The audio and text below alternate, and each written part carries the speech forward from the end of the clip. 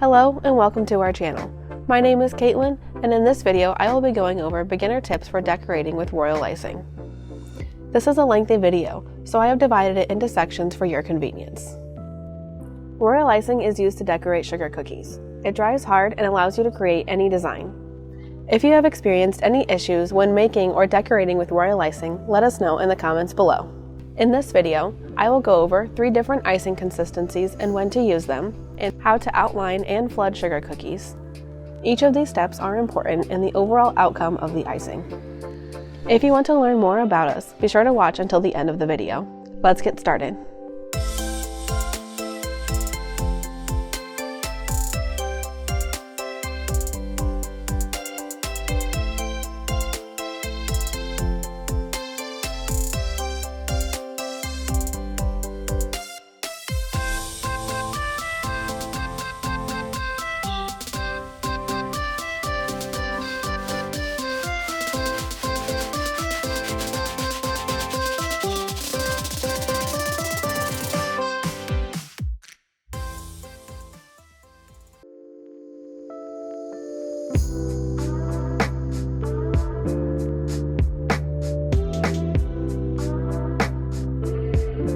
I am going to start by making royal icing, which can be made using a mix or from a recipe. Royal icing mixes are easy to use as most of them only require you to add water and mix. If you make royal icing from scratch, be sure your recipe includes one of the following ingredients: meringue powder, powdered egg whites, or fresh egg whites. Whether you are making a mix or a from scratch recipe, the icing will need to be whipped with a mixer at medium to high speed for several minutes, or until the icing is bright white, fluffy, and can hold its shape.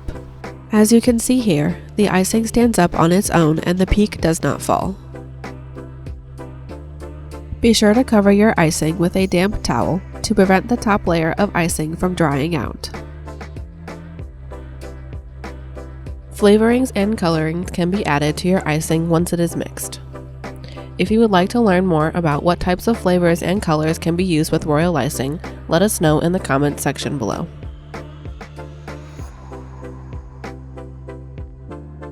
Now that our icing is mixed, it can be thinned to your desired consistency.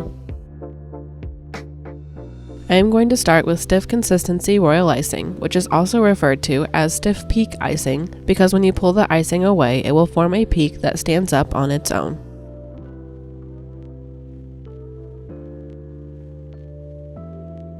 This is what your icing is whipped to and is best used for piping flowers and leaves.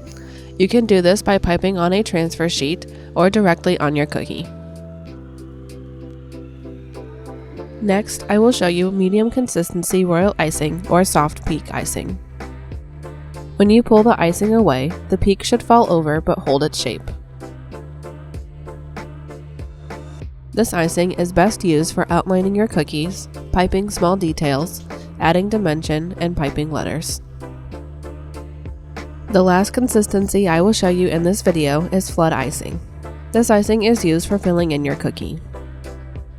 Many decorators refer to this icing in terms of seconds. For example, this is a 10-second icing, meaning after the icing is dropped into itself, it should take about 10 seconds for it to flow back together.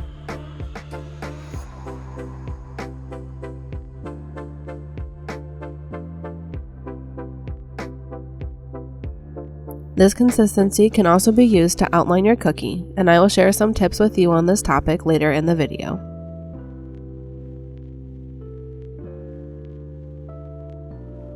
Tipless bags do not have a lot of structure, so the best way to fill them is to fold down the top of the bag and place it in a cup so the fold holds on to the top of the cup. Then, scoop or pour your icing into the bag and seal the end so the icing does not spill out of the top of the bag. These bags can be sealed using a twist tie or a tape sealer. A tape sealer is the best option as it is quick and easy. You can pass the bag through the sealer several times for thicker consistencies. This method also allows space to identify the consistency, which is helpful when you have multiple consistencies of one color. Now I will go over tips for cutting off the end of your bag. Hold the bag so that the seam is on the right or left side, and pinch the end of the bag to flatten it along the seam. Then, with a sharp pair of scissors, cut a very small piece off the end. If your scissors are not sharp, it will fray the end of the bag and cause the icing to curl as it flows out of the bag. Once the tip has been cut off, pinch the bag in the opposite direction to open it up and form a rounded end. Test how your icing pipes on a trial cookie or on a piece of paper towel. If the icing curls as you pipe or the test line is too small, cut the tip to be a little bit larger. Continue this process until you are happy with how the icing flows and the size of the piped line. Once your bag has been cut, place the tip between a damp towel to keep the end from crusting and clogging your tip. Outlining your cookies is an important step as it provides a barrier to prevent the flood icing from flowing over the edge. This step can be done with medium or flood consistency royal icing. If you are doing this step with flood icing, be sure to cut your bag to have a very small tip. If the tip is too large, the icing will flow off the side of the cookie. Use a small amount of pressure and pipe a line as close to the edge of the cookie as you can without going over the edge. If you are decorating a cookie that requires multiple sections to be outlined and flooded on the same surface, follow these tips. Pipe an outline for each section in the desired color. Then, if the section is small and/or skinny, like these rainbow sections, pipe a line or zigzag down the center to prevent cratering later on. If you would like to learn more about cratering and royal icing, be sure to let us know in the comment section below. Set the outline cookie to the side and allow to dry for 5 to 10 minutes. Once the outline has crusted over, the cookie is ready to be flooded. Starting on the outside edge of the cookie, pipe a line of flood icing close to, but not on top of, the outline. Fill in the cookie in a circular or zigzag motion until you have reached the center. Make sure you don't have any gaps when filling in the cookie, and if there are any gaps in the icing, fill them in. Once the cookie is flooded, use a scribe tool to work the icing towards the outline and smooth the icing. When using this tool, move it in small circles just under the surface of the icing. This technique will help you move a small amount of icing to cover the outline and create an even layer. To ensure your frosting is even, gently shake the cookie side to side to further settle the icing. At this point, you can add decorations on the cookie or allow it to dry so the decorations are dimensional. I will demonstrate how to achieve dimensional icing on this rainbow cookie. Outline each section of the rainbow as shown in the previous section.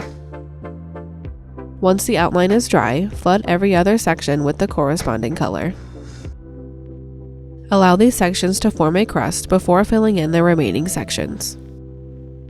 When you allow one section of icing to crust over, then pipe more icing next to it, it will create dimension on your cookie.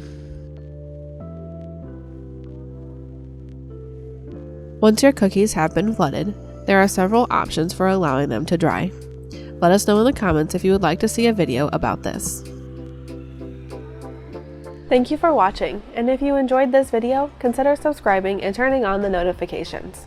Your support will help us grow our channel and create more videos.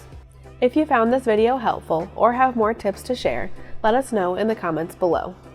If you want to see more videos like this one, check out the Royal Icing Decorated Sugar Cookies playlist on our channel. Be sure to comment and let us know what projects you would like to see us create.